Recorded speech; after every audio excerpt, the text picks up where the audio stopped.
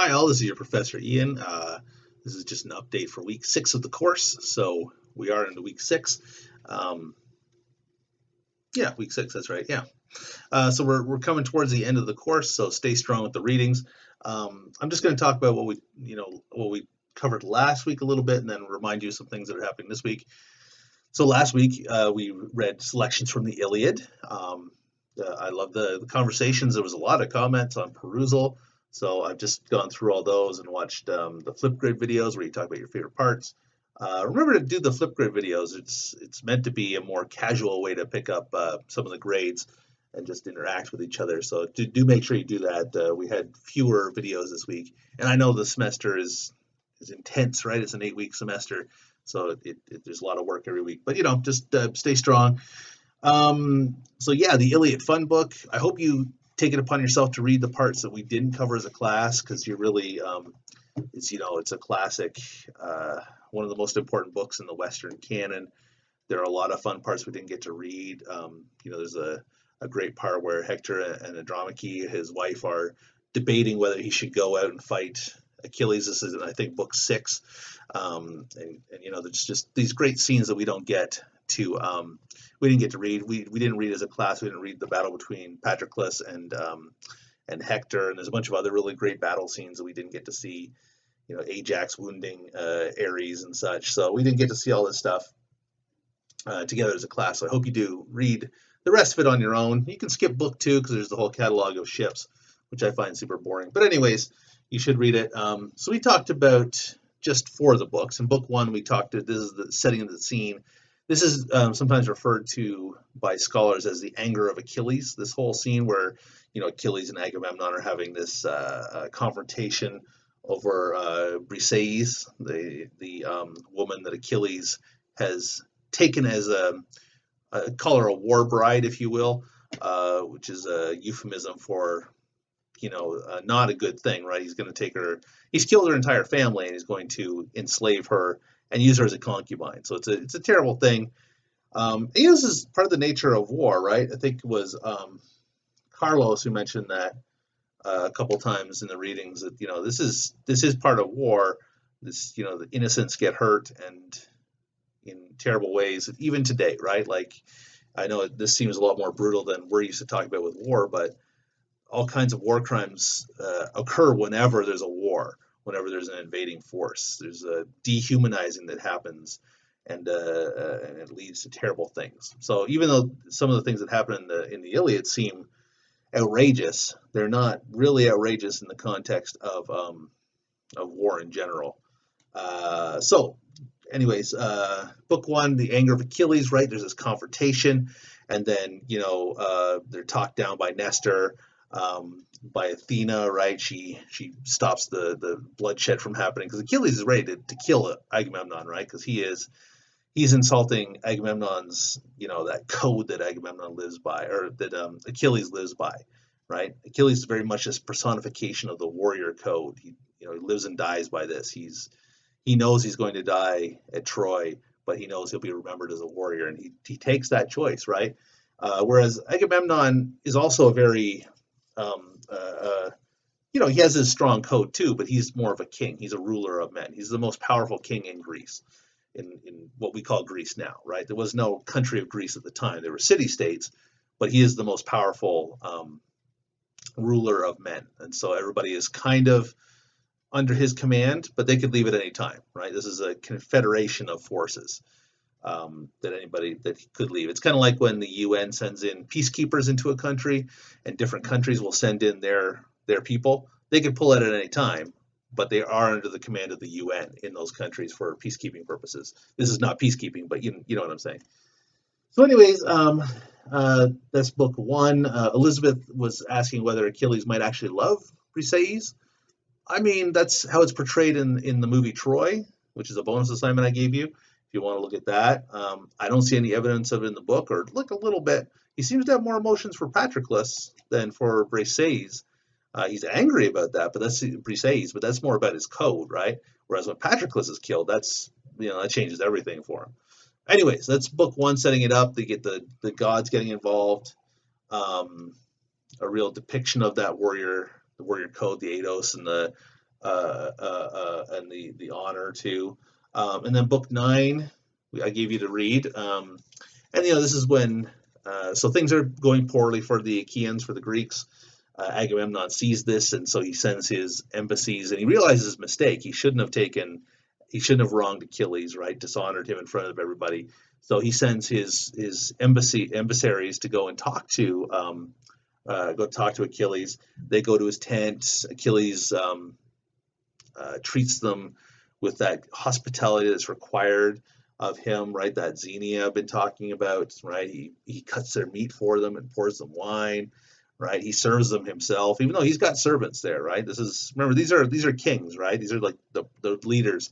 So he has servants who serve him, but he serves his friends and these are especially Phoenix. Phoenix is kind of like a father figure to him, right? So um, he serves them, and Odysseus is a great king too, so he serves them by himself. There's this display of Xenia, and here we get this moment where we see this respect that Achilles has for the Trojans, for Hector. He doesn't really want to be here fighting, and in fact, he only goes and fights Hector because Hector kills Patroclus. Otherwise, Achilles probably wouldn't have fought, right? He probably would have done what he said because he does what he says. He says to Odysseus at one point, something like, I hate people who say one thing when they're thinking another, when they use manipulative rhetoric and reasoning to try to manipulate people, right? Which Odysseus will do, right? Because Odysseus is that wily speaker. Achilles is more that I say what I mean type. And so he would have packed up his ships and left if it hadn't been for the death of Patroclus. In this section, we get this great philosophical debate about the nature of war, the value of war, right? They're trying to tell him, Agamemnon is willing to pour so much riches on Achilles if he'll just go to battle and win this war for Agamemnon. And Achilles is like, no, it's just not worth it. This is my honor we're talking about. You can't buy my honor. So there's this great debate that happens in book 9. That's why I assigned it, because this is fantastic debate about Greek. We have these great Greek values on display being debated by these different figures. Then we jumped all the way to book 22, where we get the climatic battle between Hector and Achilles. We also get this great scene at the beginning where Hector's family is begging him not to go out and fight Achilles. They know he can't take Achilles. Achilles is the greatest warrior. And they know if Hector stays inside the walls, that the Greeks probably won't be able to get in. Remember, this is a super well fortified city. Poseidon built the walls, right? Poseidon and Apollo built the walls. So this is like, there's no way the Greeks can get in. Remember, the Greeks have been there for like 9 years trying to get inside the city. So they're running out of supplies, they're running out of morale, right? All the Trojans have to do really is stay inside the city and they'll be safe. But Hector can't do that. Hector knows he has to go out and fight because of his own warrior code. So he goes out and fights. And then, he gets tricked by the gods and then runs from Achilles. Achilles chases him around. It's kind of almost a comic scene at that point. It feels like Three Stooges or something. Carlos pointed out that line about the wives and lovely daughters of the Trojans washing their clothes. Hector is being chased by Achilles, and they go by this river where the Trojans used to wash their clothes. So the scene of normal life, right, where the women would do the laundry, wash the clothes in the river, is turned into this bloody battleground, right? So it's kind of a comment on war, how war transforms the normal environment into this scene of terror. It's a really fun scene, really really striking image. And then eventually Achilles corners him, and some people were asking, why don't people help Hector? Well, remember, this is, individual battle was the thing, right? Between two great warriors, it was individual battle. That's what got you that honor, right? And I was talking about that in my lecture. So they're letting him have this individual battle with Achilles, right? That's what it's all about. They're standing around watching because these are the two great warriors, and they're going to kind of settle it for people. Hector begs for a good death, right? Don't dishonor my body. Let me be buried with honors. And Achilles says, no, you're going to be eaten by dogs and birds. And proceeds to kill him and then drag him around behind his horse, right behind his chariot. So totally dishonoring him. And as we see in book 24, when we skip there, even the gods are upset by how Achilles is treating Hector, right? So Achilles is breaking a lot of like social mores here by dishonoring the body of a great warrior in this way, right? He has this individual battle with Hector, he wins, and it should be like this great honor for Achilles, but instead he dishonors the body, which is a big no-no, right? It reminds me in the movie Troy, the version Troy. I can't remember. There's a scene at the beginning where he kills a giant. Achilles just kind of like the giant's like, "Oh, I'm gonna take you down." And Achilles like does some kind of move and kills him, and then just walks away without looking. And it was like it struck me as like out of place because he would have wanted to honor his enemy because that's how you get honor too, right? If you honor your fallen enemy, it shows that that warrior was a great warrior and you defeated him, which makes you the better warrior, right? But anyways, with Hector and Achilles, that doesn't happen.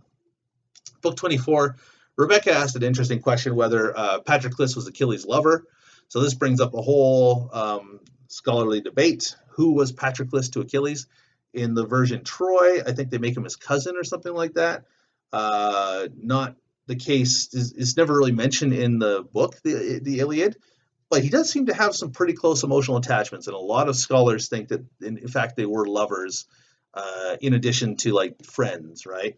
You can argue it either way. I think men are capable of having strong emotional ties with men without, and everybody else without having sexual dimensions to it. But at the same time, same-sex lovers was not uncommon at the time. So for Achilles to have a lover in Patroclus and have these really strong emotions for him would also not be unreasonable, right? So maybe that's the best anybody can say. There's no textual evidence in the Iliad that says they were definitely getting together in the tent at night, right? So, anyways, that was an interesting question. I just thought I would bring that up because he does seem more concerned with Patroclus than Briseis, right?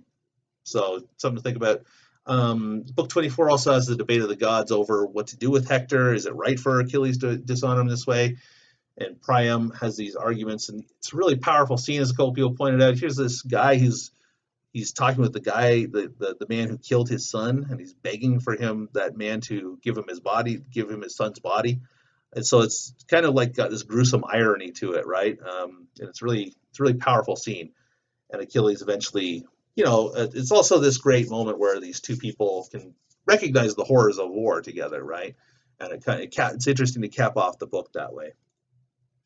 Anyways, that was what we read. And then with the Flipgrid videos, really interesting things people brought up. Heidi was talking about Achilles' reasoning, why fight the Trojans? You're right. Achilles doesn't have any beef with them specifically. In fact, he respects them, right? He's only there, and he's kind of sick of being there, and now he's been dishonored by Agamemnon, so he wants to leave until Patroclus is killed. Carlos and Jacob brought up the weird nature of war, kind of like that, the glory and the horror that go together. And that's really what the book touches on, right? It does glorify war, but there are some sections where you're like, well, is war really that great? Like everybody seems to lose everything. They keep their honor, but is that worth it? So there's that central question at the heart of the Iliad. Let's see. Nadine and Rebecca talked about the gods and how they have their human sides, and they like that. They love and hate individual humans, right? So very much, again, I've been talking about this all semester. The gods are very much anthropomorphic gods, right? They're very much like humans. They're not gods as we're used to thinking about, like the Christian tradition, the Judaic Christian tradition, right? Like Allah and Yahweh and God, right? Where it's this kind of like, it's definitely a non-human force that you can't really conceive of fully through the human perceptions and mind, right? For the Greeks, that definitely was not how they thought of the gods. They were these human personifications of human instincts at times, right? So and Annette mentioned that she liked the dragging the body part, which I thought was gruesome at first, but then she mentioned she likes the kind of moral growth that Achilles goes through, which is very interesting and kind of like an encapsulation of the book in a way, right? The horrors of war again. Alan and Myrna talked about the bravery and the betrayal of Hector, right? And Hector is a great warrior. There are many people who read the Iliad as the story of Hector, and Hector is the real hero, because Achilles is kind of a jerk in a lot of ways, and really it does something terrible to Hector's family and Hector's memory at the end. Whereas Hector, seems really stuck in a hard place. Like his city's being sieged because of something his brother did, right? Paris. And so he's kind of stuck. Like, do I stick up for my brother, or do I do the intelligent thing that's going to save my family, right? So he's stuck there, right? And he has to make that choice, and he decides that he's going to, risk his life to maintain his honor, right, and stand up. Let's see. Christine and Chris talked about the tears of Agamemnon and the emotions there. And yeah, there's a different conception of masculinity in the Iliad, right? For a warrior to shed tears is not unmanly, right? Because these are great heroes. They feel the full emotions. They have all these, because they're great people. So they have great experiences. They have great emotions, right? And so yes, they'll shed tears and soar over loss of someone they love, or when they think that there's no way they can win in this battle, like in the case of Agamemnon. Then let's see, Alex, Nicole, and Katie talked about different phrasings and language, right? And yeah, there's some really fun images and phrasing in this book. Homer was, a genius. That's why we remember him. And then Diego mentioned the battle between Patroclus and Hector, which I didn't assign the class to read, but is a great scene. It's a great battle. Some of the battles in this book are in the Iliad are just fantastic, right? I remember the first time I read it as a young teenager. I just loved the idea of like the bronze spear clashing through a man's. There's one scene where it goes like stabbing up into his neck, and just the description is so vivid in some of these scenes. And Diego is right, that scene between Patroclus and Hector, I was thinking about including it because it is kind of like the turning point. It definitely is for Achilles. This is why he fights, but we just didn't have time. So anyways, I've been talking for a long time, so I'll just remind you, this week we're talking about the Odyssey, so a different kind of hero. Odysseus is a great hero, just like Achilles, but in a different way. So please do read through that. I gave you, I think, 5 books instead of 4, but they're briefer. I think they're shorter. And students, in my experience, find the Odyssey easier reading. So it shouldn't be a bigger task. There's a flip grid and reflection as usual this week. And then as well, there's a term paper proposal due at the end of the week. But you should really be thinking about the term paper soon. The proposal is just to help you like formalize your thoughts, do some brainstorming. I'll give you some feedback on it. And then I'm also going to post a research guide later this week showing you how to use some of the Chafee resources. I usually have a librarian come in when I do this face-to-face. So I'll put together something myself next couple days, and I'll post that so you can start using the Chafee resources to find stuff for your paper. That's it for now. Sorry to talk for so long, but I love the Iliad. So have a good week.